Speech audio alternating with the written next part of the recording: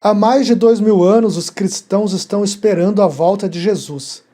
Mas será que isso vai acontecer mesmo?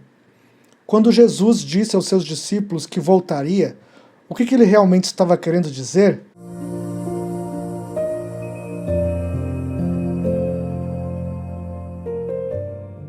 A promessa era realmente para nós?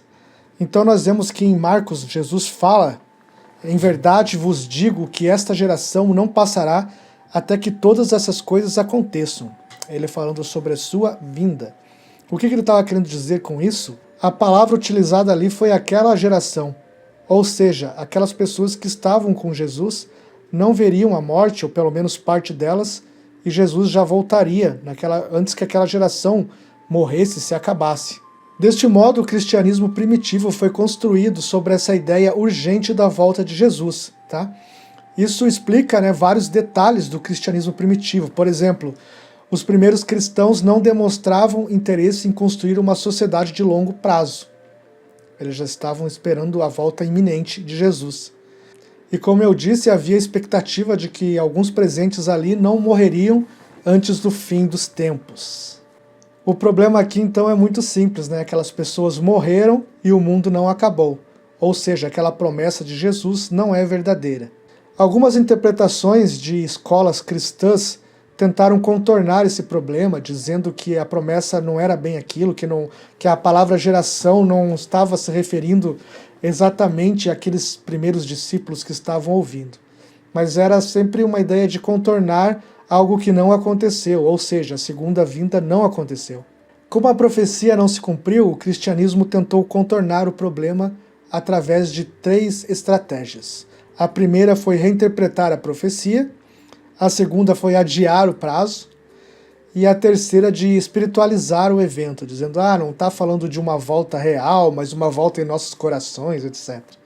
Então são as 3 formas com que o cristianismo lidou com essa profecia que não se cumpriu e nem vai se cumprir, claro.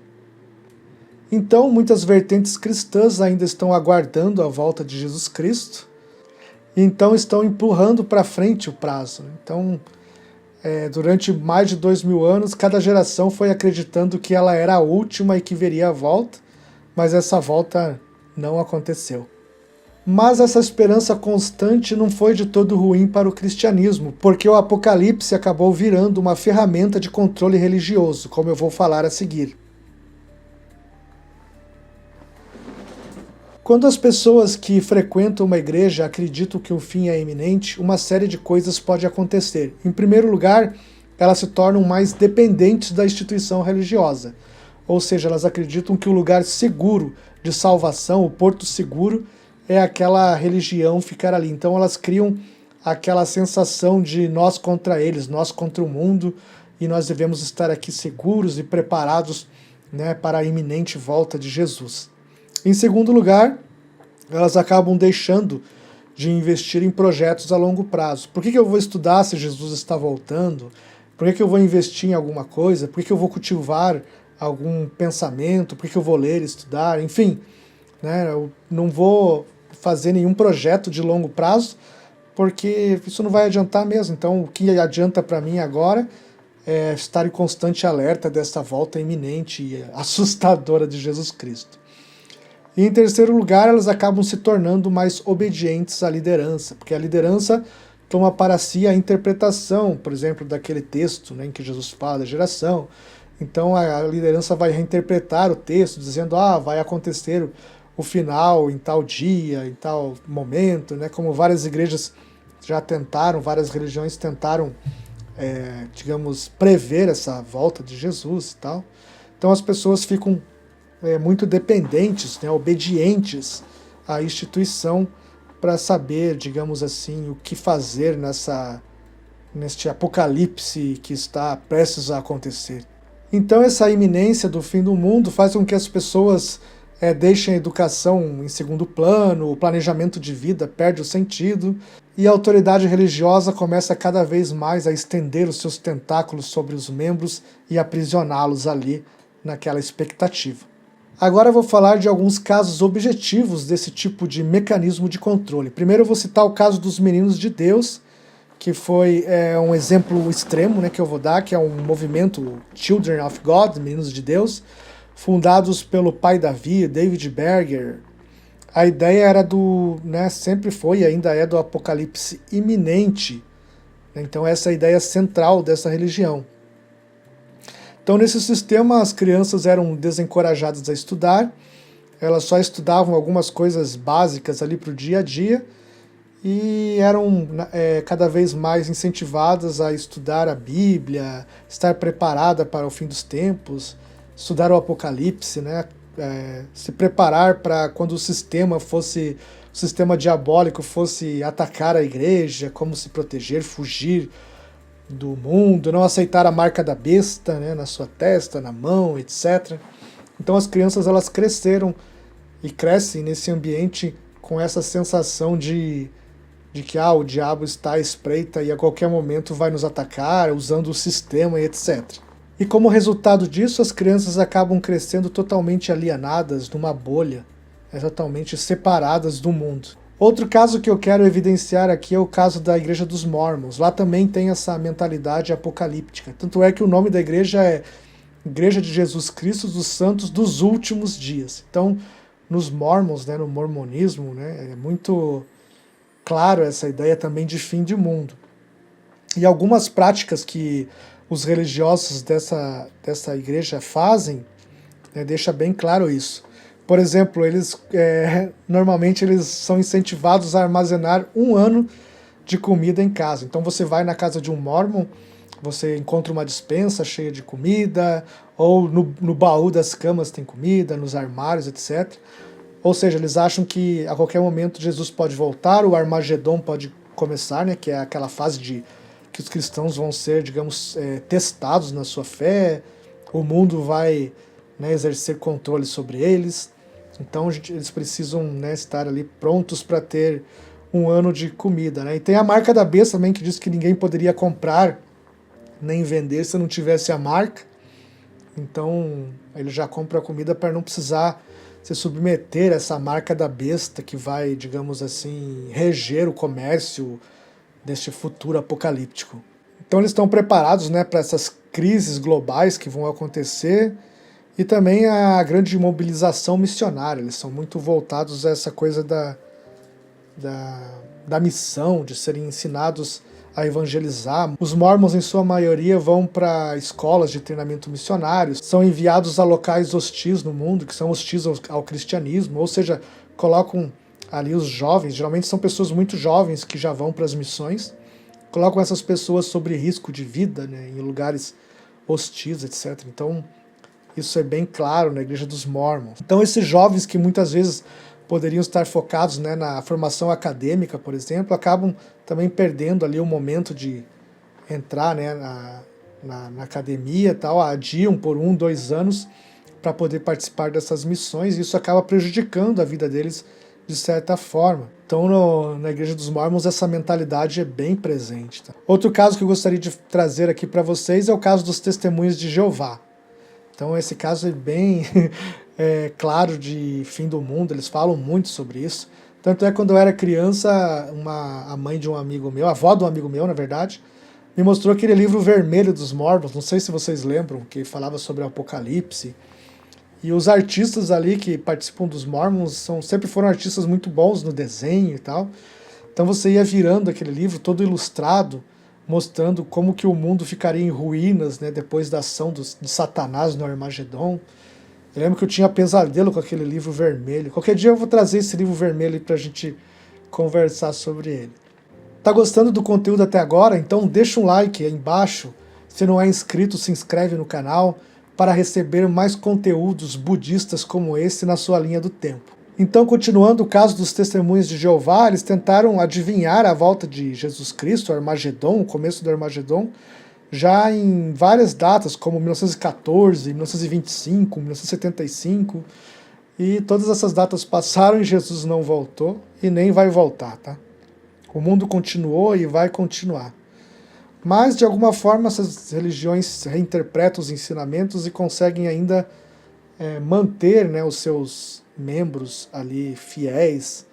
Apesar que muita gente saiu do movimento dos Testemunhos de Jeová, depois dessas datas frustradas, abandonaram a religião, mas mesmo assim muita gente se manteve, acreditaram na reinterpretação dos líderes. É uma alienação total que acontece, infelizmente. Quero trazer um caso recente aqui, que é o caso Lori Vallow e Chad Daybell, nos Estados Unidos. Esse casal acreditava que algumas pessoas estavam possuídas por espíritos malignos e que o fim do mundo estava próximo. Então, acabaram-se pessoas sendo mortas, pessoas que acreditavam se estar possuídas e não havia outra forma de, digamos, salvá-las. Então, muita gente morreu, né, acreditando-se que elas estavam possuídas e tal. E entre as vítimas estavam os próprios filhos deles, de Lori, que também, né, se diziam que eles estavam possuídos e eles acabaram sendo mortos. Né, eles foram assassinados, infelizmente. Então isso acaba acontecendo, é claro que isso é um caso extremo, mas casos que prejudicam o nosso dia a dia, a nossa vida, o desenvolvimento intelectual e cognitivo de muitas pessoas é muito evidente, e isso acontece a todo momento, né, por causa dessas ideias apocalípticas aí que ficam infernizando a mente das pessoas e impedindo com que elas vivam com conhecimento pleno da verdade e senhores de si, e livres desse tipo de tormento. Falar sobre Apocalipse também pode ser muito rentável, tá? Esse é um aspecto que geralmente é menos comentado. Pode ser um meio muito lucrativo, porque quando as pessoas elas acreditam que o fim está próximo, o que elas fazem? Elas começam a doar mais dinheiro, elas se dedicam mais à organização e elas sacrificam tempos e recursos, ou seja, elas acabam se entregando ainda mais para a instituição e sendo mais controladas, mais massificadas. Então, falar do Apocalipse é uma tática de controle e de lucro, né, de exploração muito interessante. Então, por isso, muitas igrejas não deixam de ensinar o Apocalipse, ou falar, enfatizar disso.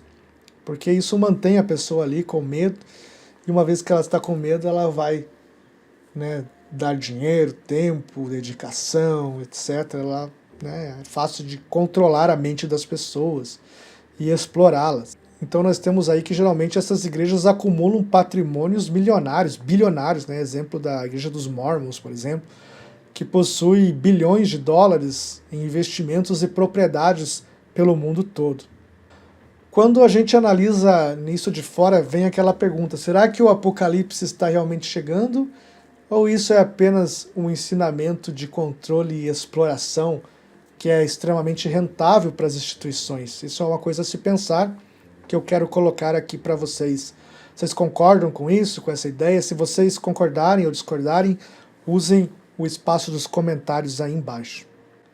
Antes de continuarmos, eu gostaria de indicar um livro para vocês, que é esse aqui, Como Praticar o Budismo Sozinho. Este livro ele vai te ensinar a dar os primeiros passos no budismo. Vai te ensinar a montar o seu altar, a fazer suas primeiras práticas, vai te ensinar a meditar corretamente, e o livro também propõe algumas reflexões filosóficas do nosso mundo contemporâneo, do papel do budismo no mundo ocidental e brasileiro. Com esse livro você vai poder caminhar com suas próprias pernas, ter autonomia espiritual e não vai precisar ficar dependente de uma instituição, de um guru, de um templo, etc. O livro é de minha autoria, estou deixando o link para vocês comprarem da Hotmart na descrição, na mensagem fixada e na minha bio também tem o link caso vocês se interessem. Além do impacto institucional, existe também um impacto psicológico. Além do aspecto institucional, há também o aspecto psicológico do Apocalipse.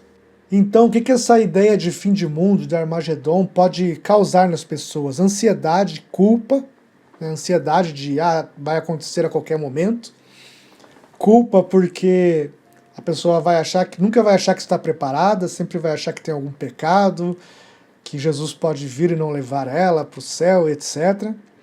E elas acabam ficando, né, alienadas, desconectadas da sociedade, da realidade. São pessoas que você vê no olhar, na face, que estão vivendo um mundo paralelo, uma realidade paralela. Então, né, para elas tudo gira em torno da ideia de que o mundo está prestes a acabar. Então é uma realidade realmente totalmente diferente. Então quando você conversa com elas, você percebe que elas estão realmente com problemas, né? Estão vivendo uma espécie de desassociação do mundo real. E como eu já mencionei, isso impede elas de viver plenamente, de estudar, de ter projetos, né? Até a arte às vezes é considerada algo do demônio, então elas não se dedicam a artes, não admiram, né, a arte e tal. Músicas, né, não escutam música do mundo secular. Vivem completamente alienadas e sofrem muito. Elas não sabem que sofrem porque elas acham que estão com a realidade ali, né? Elas conhecem a realidade, a gente não. Mas na verdade elas estão sofrendo e tudo para elas, né, parece secundário diante daquela interpretação de mundo que é dada pela religião. Na minha opinião, o principal impacto, né, dessa ideia de apocalipse, Armagedon, é que a pessoa acha que tudo vai ser resolvido num passe de mágica com a ação de um ser externo. O mundo, na verdade, não depende da ação de um ser externo, mas depende da ação de nós mesmos, que vamos atuar na modificação do mundo.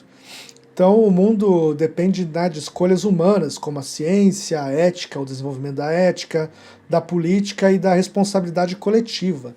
Quando nós colocamos, né, o futuro da humanidade num ser, num ente externo, isso é estar completamente desligado da realidade nua e crua, de como as coisas realmente funcionam. Eu sei que esperar um salvador do futuro pode ser reconfortante, mas pode ser também uma forma de fugir da realidade e das nossas responsabilidades. Então o que nós podemos concluir é que Jesus não vai voltar, isso é apenas uma história da carochinha, um mito. Jesus não vai voltar e isso faz com que a gente coloque o centro de nossas vidas não mais num agente externo, mas dentro de nós mesmos. Nós agora temos que desenvolver o Deus interior, né, de nós mesmos, e nós atuarmos como agentes transformadores de fato da realidade. Na verdade, aquela promessa que Jesus fez do retorno era para aqueles discípulos, era para aquela geração. Isso não aconteceu. Todos os discípulos morreram, toda aquela geração se passou e a promessa não aconteceu. Ou seja, Jesus estava delirando, ele não estava falando a verdade quando ele falava com os discípulos. Talvez ele até acreditasse que realmente fosse um Salvador ou Filho de Deus. Mas na prática isso não se concretizou e não é verdade. Se eu pudesse então dar uma sugestão a você, é que você abandone, né, se você acredita nessa coisa de Apocalipse, abandone essa esperança, essa fé na volta de Jesus e comece, né, a assumir a responsabilidade por você mesmo, desenvolvendo o seu Deus interior, não esperando em algo externo, mas desenvolvendo você mesmo a sua salvação.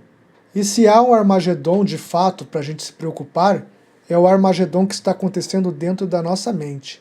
Nós devemos pacificar nossa mente, enxergar a realidade nua e crua, vencer nossas paixões e ilusões, e assim nós conseguimos atingir realmente um estado de elevação e responsabilidade dos nossos atos. E é isso que transforma o mundo de fato. Obrigado para quem chegou até aqui, deixe um like, se inscreva no canal para receber mais conteúdos budistas na sua linha do tempo e até um próximo vídeo.